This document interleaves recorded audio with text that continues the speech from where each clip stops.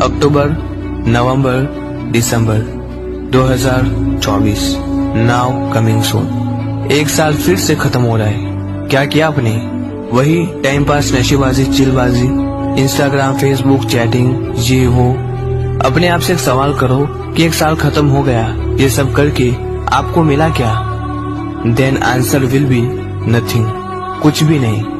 बहुत बड़े बड़े सपने देखे थे कि ये करूंगा, वो करूंगा। 2023 में मैं वो करूंगा जो आज तक किसी ने नहीं किया। बट अफसोस वो साल भी खत्म हो रहा है और आज आपकी हालत वही है जो एक साल पहले थी। कुछ भी चेंज नहीं हुआ। और मुझे पता है कि आप 2024 में भी यही बहाने बनाकर अपनी जिंदगी को बर्बाद करने वाले हो।